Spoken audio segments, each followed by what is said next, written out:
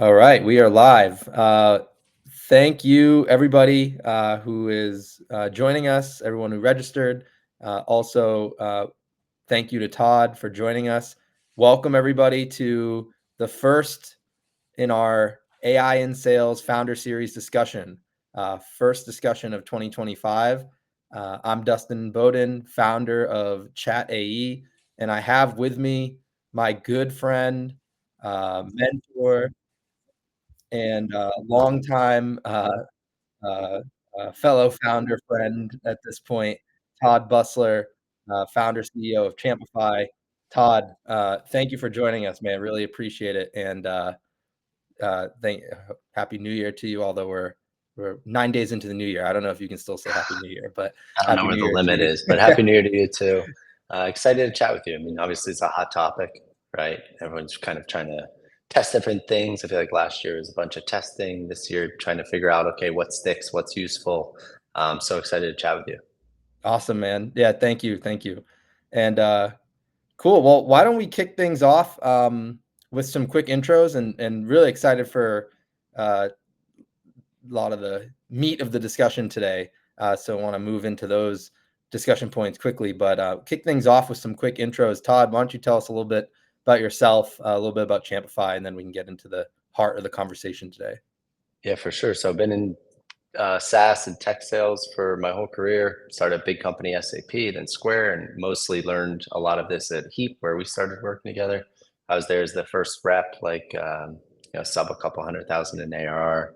Was there for 6 years to like 40 million plus. Big chunk of that was opening up the New York office and running a big sales team. That's where Dustin, you were the first rep there, right? And we learned a lot and hustled a lot together. And kind of, I think we're doing a lot of forward-looking things then too. And now it looks like another evolution of that. And after Heap, I just saw this trend of outbound getting harder and harder. I think I was kind of seeing that a bit early, and now I think everyone's really feeling it 2.5 years later. The whole idea with Champify is, companies have spent years, sometimes decades, building up tons of goodwill and advocacy across their customers and users, right? These could be people that have bought from you or used the product or implemented the product, or even just had really good interactions with sales or support or whatever that may be. And there's tons of good nuggets within that advocate group. What Champify does is help operationalize that to essentially have an always on warm pipeline channel for high growth B2B teams.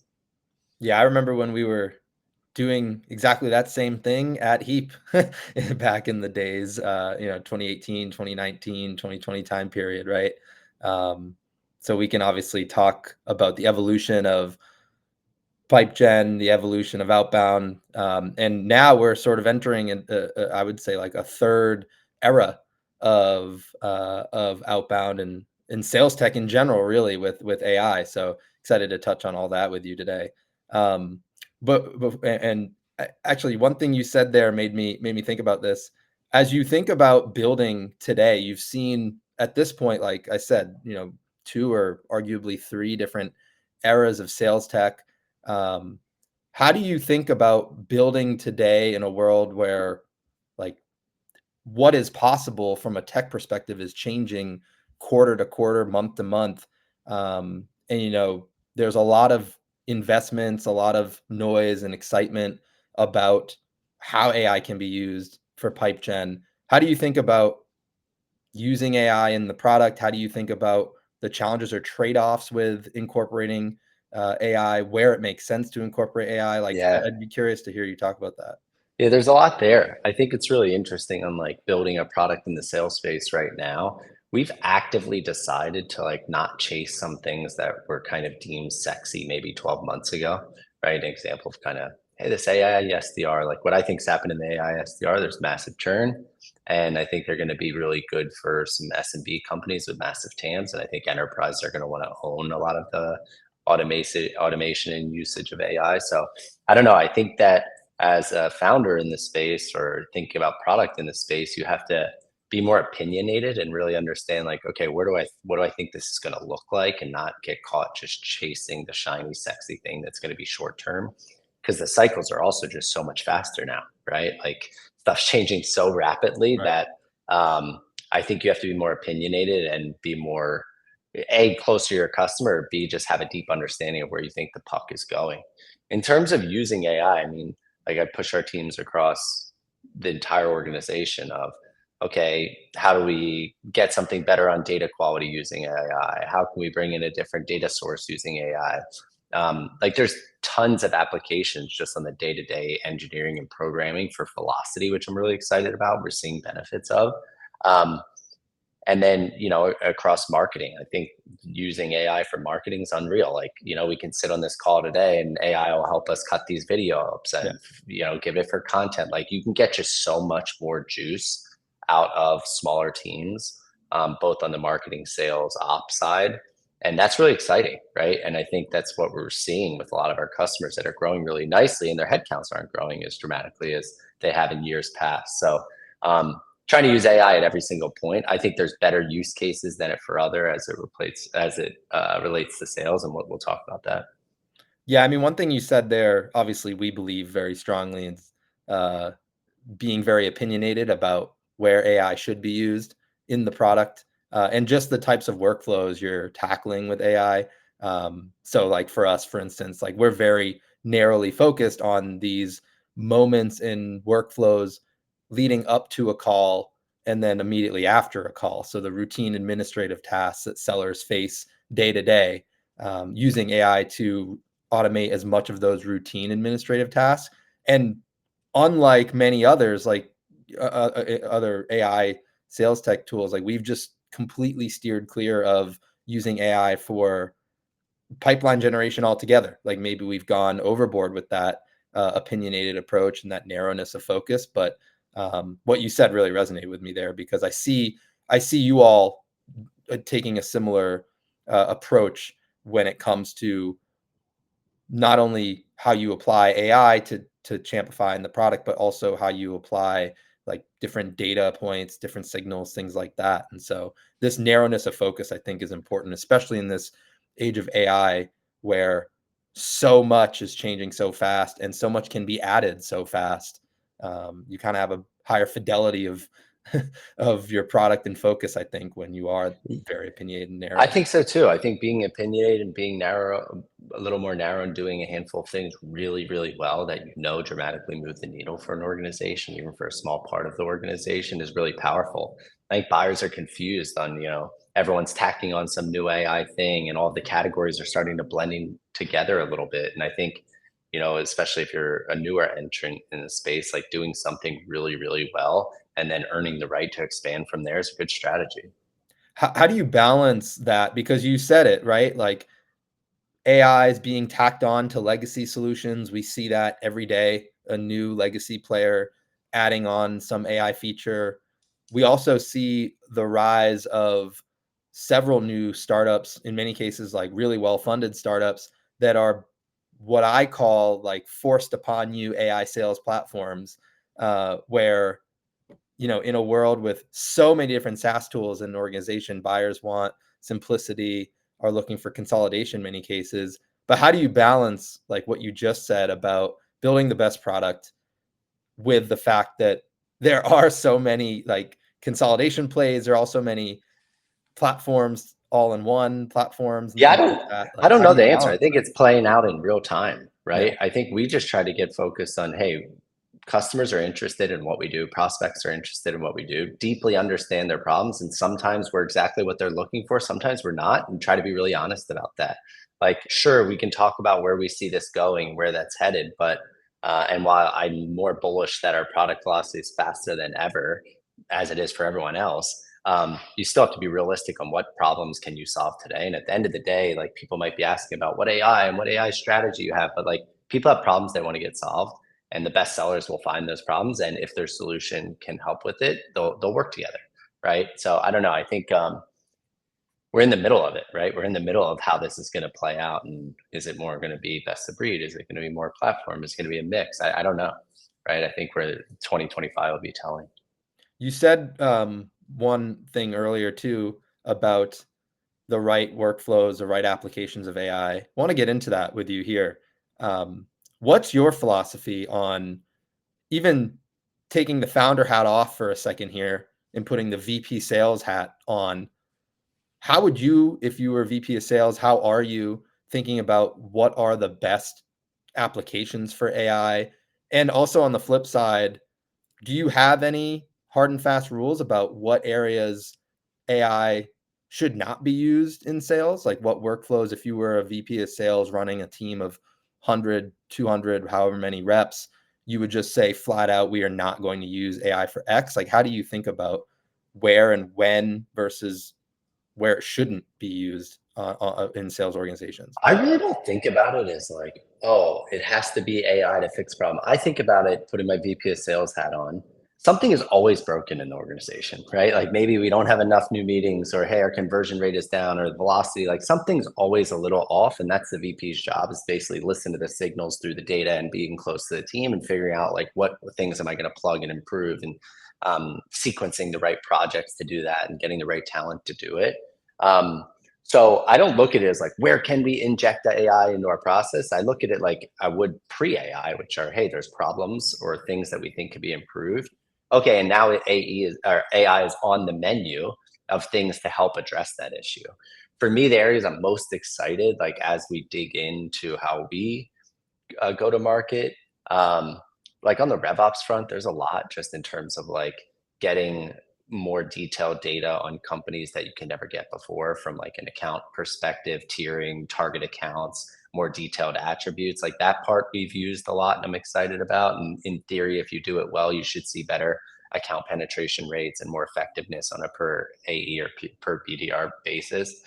I think some of the stuff in the cold calling front, like I know it's like power dialers, some of that is AI, but like, in theory, I'm assuming they're getting better and better about the numbers you're calling and how often and when and things like that. And I think calling has a very powerful moment, did in 2024. And I think that's going to continue, and people who don't pick up the phone, or I think are in a lot of trouble if they're generating pipeline.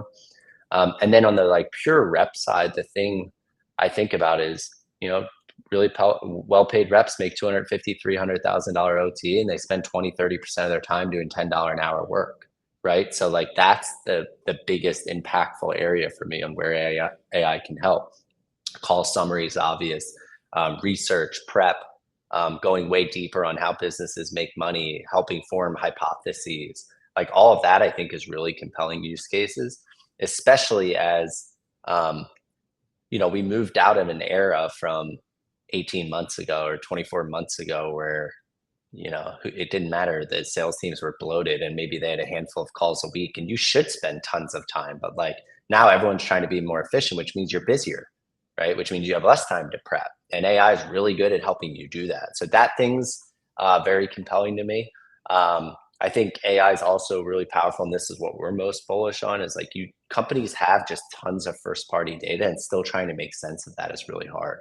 So what I mean by this is, hey, we might have sold to this customer in the past, now they moved over here.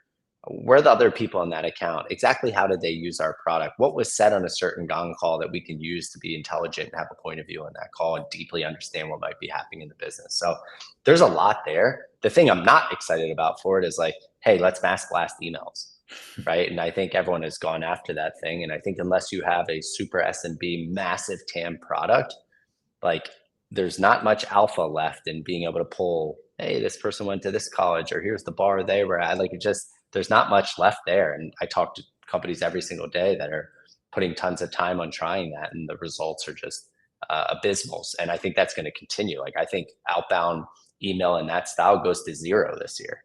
Like it's hit a wall. Yeah, I've been very vocal about like my anti AI SDR views, especially for outbound.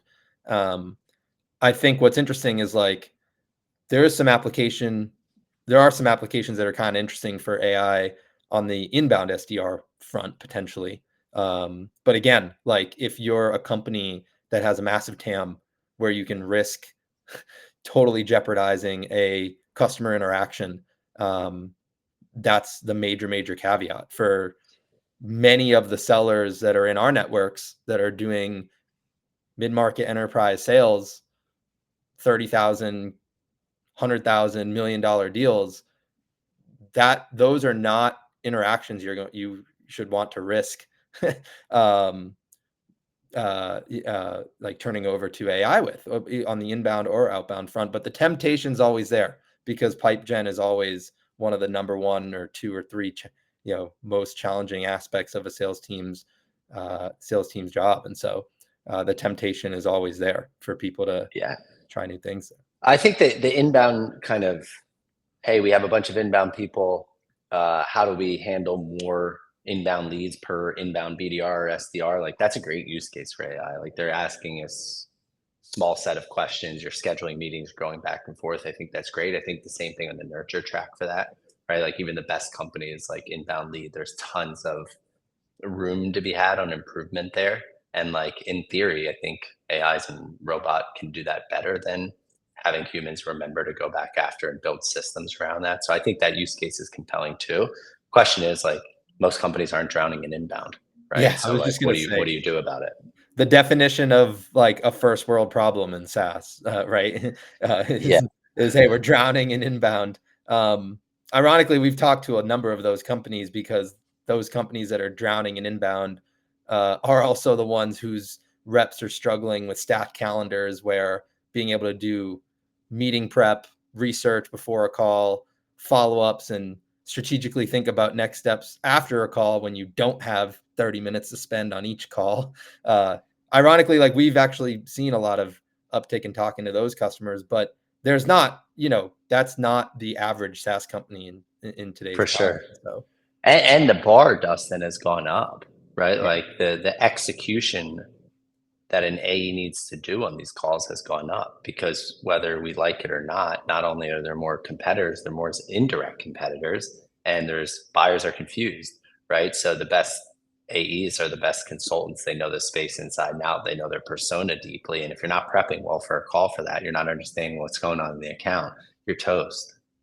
And it feels like we're still, you mentioned it, you referenced like a couple years ago, the fallout from when everything was very hyper valued.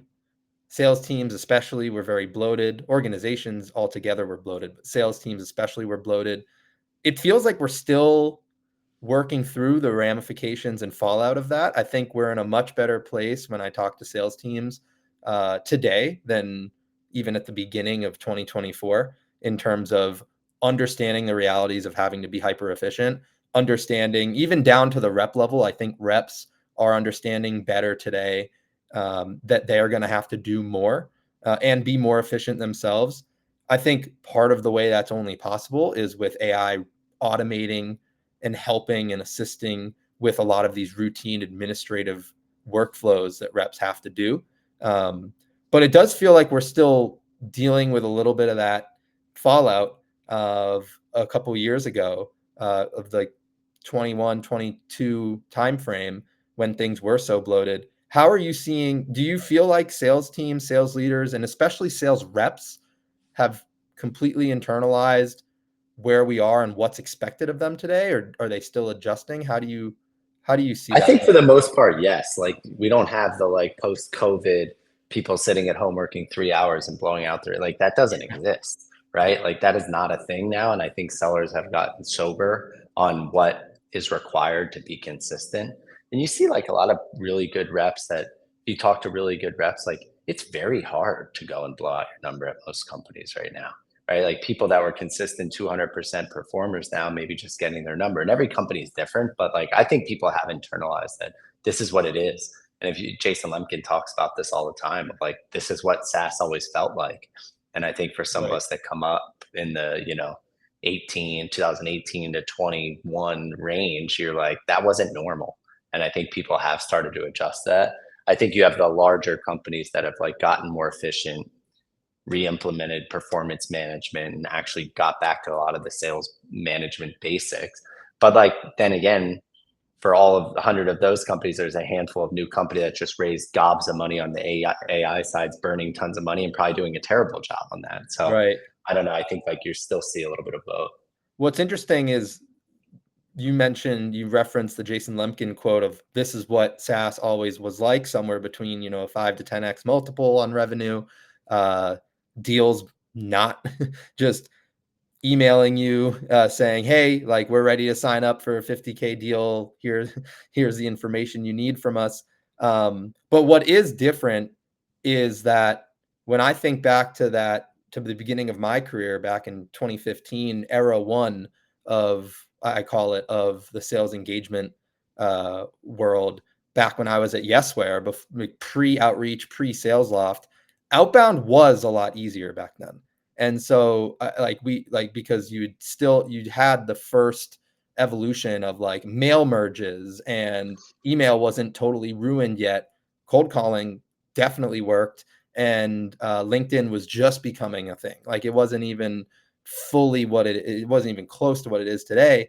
And you weren't competing with as much for attention on LinkedIn too. So I think that's what has a number of people feeling anxious, is like, yes, we've reverted back to what SaaS has always been in terms of like what's expected of companies, what's expected of reps in terms of their output, what's expected of sales leaders in terms of their attainment and output, and how you have to grow and do so efficiently.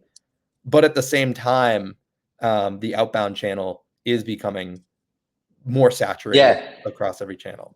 it's a really good point because, like, you know, if like we're back to the normal, well, when I was in the normal beforehand, like if you were an early adopter on some sales engagement stuff and the right data vendors and getting good, like you came from Yesware, like you could be really effective. Yeah. And like the problem is now is I think people don't know what that new thing is, right? And they're throwing a lot of stuff at the wall of, you know, and everyone trying to pile on some new version of intelligence that's going to be the magic bullet. And I don't think you're going to find the alpha like you did if you were an early user of outreach in 2016 or whatever it was, right? So like, I don't know, if I'm seeing what happens, I do think that sales teams are going to be smaller and they're going to be more effective, and less percentage of the pipeline is going to come from outbound. And we're going to see people keep moving more and more to like, you have to have an amazing product. You have to deliver a ton of value. You have to make customers really happy. You have to invest in things like our reference program and relationship tracking and nurture tracks and owned events. And like, that's harder for a rep to internalize because like you could just work 12 hours one day, Dustin, and like, all right, I can go get 8 new meetings. Right. Right. And I feel like that is just 100 times harder, if not more. Right. So it's like a lot less in the A's control to have that level of consistency. Still possible, but an order of magnitude more work to get to a similar outcome. Yeah. I mean, I tell any seller friends of mine, any sellers like in my network who have asked me about advice, they're going to join an early stage company, for instance. They asked me about advice from when I joined, Airplane as the first seller and head of sales. And what I always tell them is, hey, look, like, understand you're going in there as a seller, but you're also going in there as a marketer. You're also going in there as a like product manager who needs to be taking in product feedback. And in a way, that is true, I would say, across more and more later stage companies than it ever was before. To your point, like the plays that are being run at companies that are even have like a dedicated marketing or field marketing or demand gen team still involve an AE thinking strategically about those plays and realizing their job is not just grab a list, throw them in the sequence that was made for this upcoming conference that we're attending or this upcoming webinar we're doing. It's actually thinking more strategically and thinking more like a marketer to maximize those plays that you're running, because those are where you're going to get your alpha if you do that right. 100%. And I agree with that, thinking like a marketer. And if you listen to like what Sam Blond talks about, and you know, the creativity is real, right? Like, because you can't just like do the play everyone else is doing slightly better, right? So 100% agree. Although, some you raised there makes me think about another trend we're seeing. You're right in the thick of this, is because there are so many channels oversaturated, because so many folks, so many teams are running the same plays that are sort of being, less and less effective in some ways. You're seeing a rise in like the need and desire from folks for just any edge they can get in the form of data. Oftentimes we see this represented as like new signals that people are trying to grab. Obviously, Champify, you're building a really nice business off of what I would say is the most important and valuable signal there is, like your former advocates who are moved on to another company, right? But we see more and more different data sets, more and more signals being adopted by new players, new platforms. Feels as though a lot of that is getting commoditized. And if we fast forward in a year, 2 years from now, the same thing we just talked about plays that worked from 2017 to 2022, we could be saying about different data points. We could be saying about different signals. How do you think about what plays and what signals are valuable today? Yes, but going to like sustain their value versus just I don't being. think any are going to sustain their value, right? I think like when outreach got started and everyone started doing these mass blast emails, and then that quickly stopped working. Now people are chasing, hey, someone liked my competitor on LinkedIn, someone saw a job post. Like, okay, everyone's going to get access to that same stuff, and that's going to go to zero. So I do think there's going to be a moment for a couple of years where you can say like, who's really good at looking at the combinations of all of this signal and intelligence and actually running really good micro campaigns, which is like Brendan Short's been talking a lot about, what I agree on. But like, you'll look at what he puts out. He's like, "Oh, running a micro campaign to 50 people." It's like, okay, well, we have to get more than that. So what are the things we're going to do, right? That's like right now. I just think phone has a moment because like you still best cold callers right now can still do very very well on it. Is it easy? Absolutely not. Is it efficient? Probably not as much as you'd like to be. But like, what are your alternatives, right? So you either have to be at a company that's really figured out how to build a big brand or audience, or have some really good inbound or um, kind of referral network thing, or you basically have to outcompete people with a lot of the same tooling that more and more is going to become table stakes, right? Which is hard because the rep feels like, okay, what are the things I can control? It's creativity. It's something Mm, different. It's outside of the box, right? So it's going to be challenging. It is challenging, and it's going to continue to be yeah, challenging. that leads us pretty well into actually discussion about predictions for 2025. Obviously, you've alluded to a lot of different things that you see evolving. You've even, I think a lot of what you just said just now sort of gets into things that we could see happening in 2025. Do you have like a top, I don't know, 1, 2, or 3 predictions for 2025 about how we see sales evolve or how we see AI and sales evolve? Yeah, I think it's interesting. So I think 2024 was like, all right, the rise of clay and everyone kind of testing, right? And everyone saying like, oh, I'm kind of trying different things. I think people are going to realize in 2025, like, all right, we've tried all these different things. Like, for how much effort goes into this testing and how much we get, is that the best use of our time? I said it earlier, but I think like, unless you're selling to SMB, massive TAM, or like a weird obscure market that isn't sold to a lot, which is probably getting smaller and smaller. I think outbound email literally goes to zero. Um, I think that the phones become more mainstream because there's no other answer, right? And I think companies that have grown well have led into that. Word that like, we don't send automated cadences because we've tried a million different times and it doesn't matter, right? But what we do is pick up the phone, and like we're pretty good at that. And then I just think the move to more things first party, right? So investing heavily in things like a reference program, investing heavily in affiliate and relationship tracking, nurture track, smaller owned regional events. Like that is what I think we'll continue to see more and more of this year. Yeah, that's awesome. Yeah, I'm excited to see it play out because I think, like you said, 2024 was a year of a lot of testing, both of the clays of the world and also all of these new like AI SDR products that popped up. I think 2025 will be interesting because we're starting to get a sense for in like my world in like the AI sales tech world when it comes to like these routine administrative tasks. We're starting to get a real good sense for what AI is actually good at. And we are seeing that proven out where AI can actually be a true co-pilot for sellers versus where it flat out cannot be. So I'm really excited to see that play out even more. And I think on the sales front in general, this move towards efficiency and this like doubling, tripling down on efficiency also means that the best sellers are going to be even more valuable going forward, and I agree with that. even more impactful.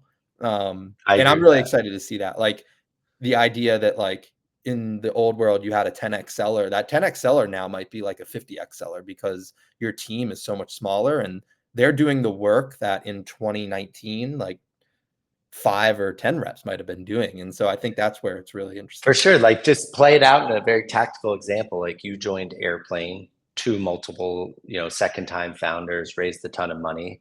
And like, I don't know, if you're the run of the mill SaaS rep, you're doing like $1 or $1.5 million in a year is great. Right. But like now you're not doing any of those RFPs because AI handles it. You're not dealing with these security reviews because AI handles it. Like you're not building your deck because like you're listening to a call and automatic, like you think about all of that stuff. And I agree with you. Like now we're going to see those early reps. Like you talk about like these small companies doing $1 billion. I'm thinking like even on a smaller scale, like think about that first rep or Right. think about that first rep in a segment. If you can get all the right AI tooling around them so they can do the thing that cannot be replaced by AI, at least not yet, which is like be extremely consultative, build relationships. Like yeah, if you were doing that right now at Airplane instead of doing whatever 1.5 or 2 like you did, could it have been 5? Maybe, right? Like I think that's realistic now. Right. Yeah. Yeah. It's going to be If there's pipeline, right? If there's if there's pipeline, like pipeline. somewhere Yeah. And you I have to think figure that's out what the it comes pipeline, back right? to is Right. like also in my head, those 10x sellers from 2019, 2018 era, like part of what made them 10x sellers is yes, were they leveraging tools like Outreach, SalesLoft, and stuff like that to get, some automated pipe in, but they were also doing the creative stuff, right? Like they were For also sure.